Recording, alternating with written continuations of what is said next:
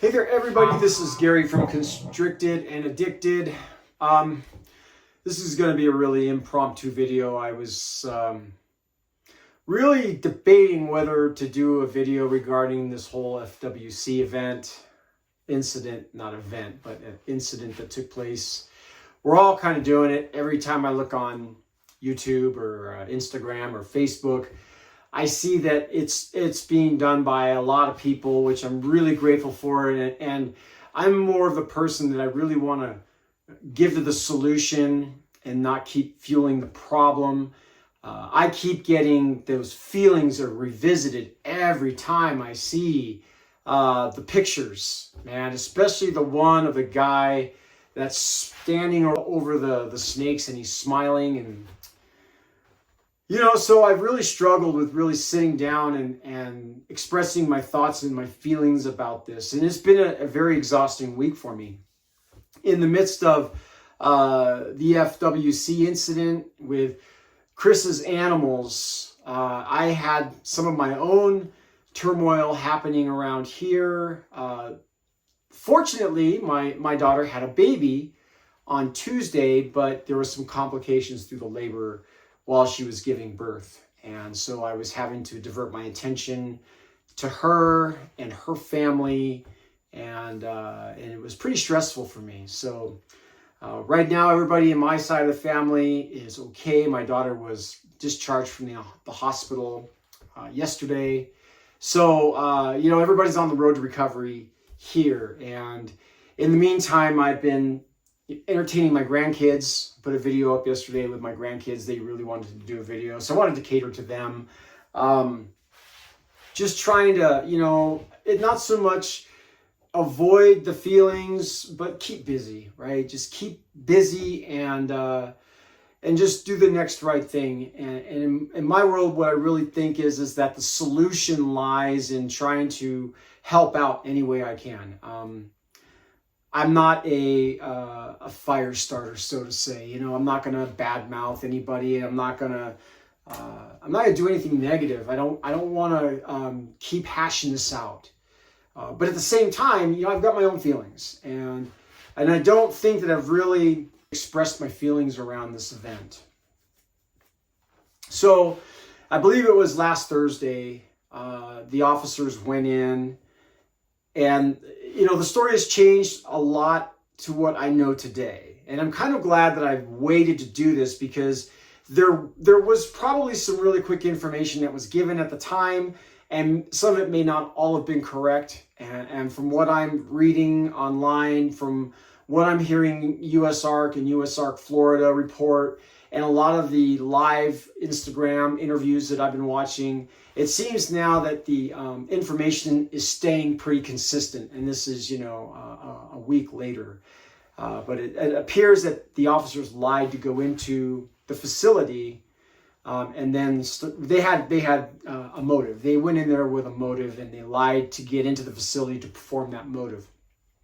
And what it really rests is that, and I think that anybody who watches my videos, anybody who follows me on Instagram, I'm a guitar player. So if you're on my Facebook, primarily that's for my band page. But if you follow me, I love reptiles. And you know that my love for the reptile is just like anybody who has love for cats and dogs. They're family members. I treat them well. I do everything for my reptiles. And when I'm seeing what took place, it didn't just happen to Chris. I think it happened to all of us. Because I think that when we really examine this, we're all in this together. We push a lot about USARK. We push a lot about USARK Florida. But I think in the realm of things, reptile owners are a separate breed to their own, right? Like every household that has a cat, or every household that has a dog, right? A lot of people have misinformation, and they're miseducated about reptiles. So reptile owners, I think, in their own breed, they're in that manner, in that sense, they kind of they stand together, but they're apart, right? We're looked down upon by a lot of people. We're not understood by a lot of people. And so when something like this happens, there's a core group of us who are going to, it's going to hit us right in our hearts. We're going to be affected by this. And then there's going to be people who are going to think that, well, they don't deserve to be pets or whatever, however people think, right? So it hits me in the heart. It hits me right square in the heart, and it almost feels like it happened to me. And I'm sure that if this was any different, right? Like if this was a bunch of cats or dogs that this happened to, the general public would feel the same way, except there would be way more of an outrage. There'd probably be more publicity about it. There'd probably be more repercussions about it. I don't want to take that route, right? What I want to do is just kind of express my feelings and just, I'm sad. I'm very sad. And when I found out about it, I think I found out about it on Monday. It was Sunday or Monday. I don't remember what day it was. But the first thing I did was I got my retics out and I hugged them. I'm very fortunate that here in California, we don't have any current rules and regulations regarding the keeping of reticulated pythons or large constrictors for that matter. I am absolutely devastated, and I'm just baffled that anybody could go and do something like this. I'm completely baffled. One of the things that I've been doing to try to help me out is I've been occupying my time. I don't want to sit with these feelings, right? And I do like to talk about my feelings. I try not to stuff my feelings down. And I also try not to do anything in a negative manner with my feelings. For instance, like go on social media and blast FWC or blast Governor DeSantis or anything. I'm not that person. I don't want to do that. I've been more focused on how do we prevent this from happening to somebody else. Apparently, this is not the first time this has happened. This is the first time I've heard of it happening. But according to some of the things that I'm reading, this is not the first time this has happened to keepers in Florida, whether or not they were compliant to the state rules, grandfathered in, had their permits. I'm not a breeder, I'm a keeper. So naturally, my heart is focused on making sure that my animals have a beautiful life. They have a wonderful life. And the only thing that I want is to be able to leave this planet knowing that I did everything I could to give my animals the best life that I possibly can. And I try to do that on a daily basis. Sometimes I do very well at it. Sometimes I fail miserably. But my intent and the actions are there, and I do the best I can. And what I've been doing to counteract my feelings is I'm just trying to be proactive in the solution. Number one, attending to my family. My family's had crisis going on in the last week. Like I said, on Tuesday, my daughter had a baby at 3:16 p.m. She hemorrhaged during that delivery, and she lost 5 pints of blood.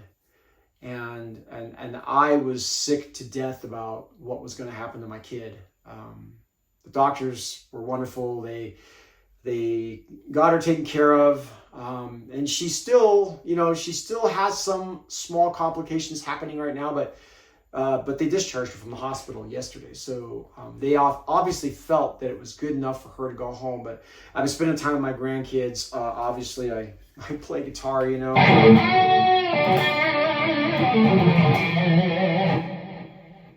I entertain myself by that. We played a show on Wednesday night. So I was dealing with hardly any sleep because of my kid, and then playing a show that I was contracted to play on Wednesday night. And a lot of these things took my mind off of the FWC incident.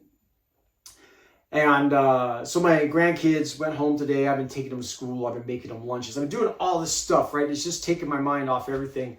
But here I am now, and I'm kind of reflecting and sitting back. And I knew I wanted to do this video because I don't want to not share with you how I'm feeling. I don't want to just go on and let everybody know that, hey, you know what, it's all good, you know, let's get into a solution, let's be proactive. Yeah, I do want to convey that message, but at the same time, I'm affected by it. I'm surrounded by people that I talk to daily that are affected by it.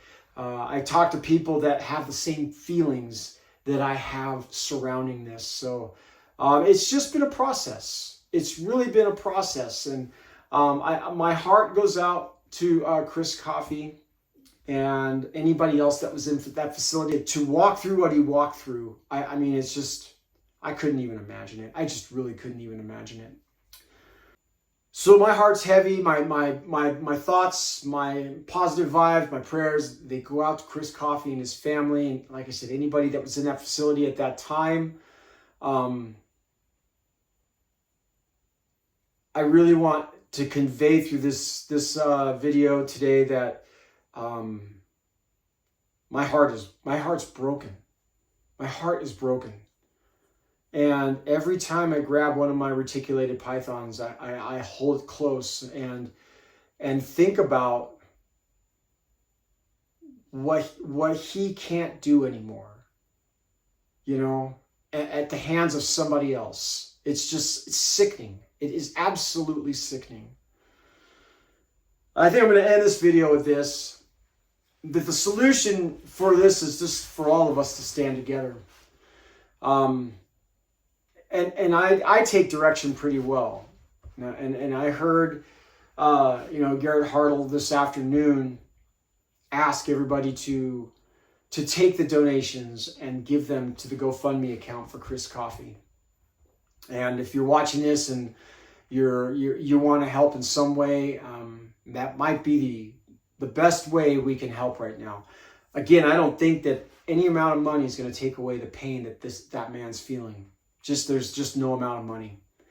And I'm so sorry that he had to walk through what he walked through. But I'm going to end this video here. And I don't feel any better. I don't. But you know what? It's time. You know, we just keep on putting one foot in front of the other. We encourage each other. And hopefully we just do the next right thing.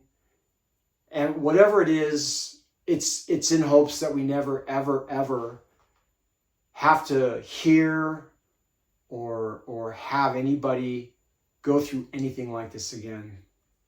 So, you guys, you know, thanks for putting up with my babble for a little bit. You know, this is kind of like in the heart of Kevin McCurley, right? You know, I'm a nerd fan, and ever since I knew that Kevin played guitar and he's in a metal band, he's always got that extra edge of me now, where it's like, man, I want to meet Kevin and I want him to know my band. I've listened to some of his music, and he's a big YouTuber and I'm a little guy, and.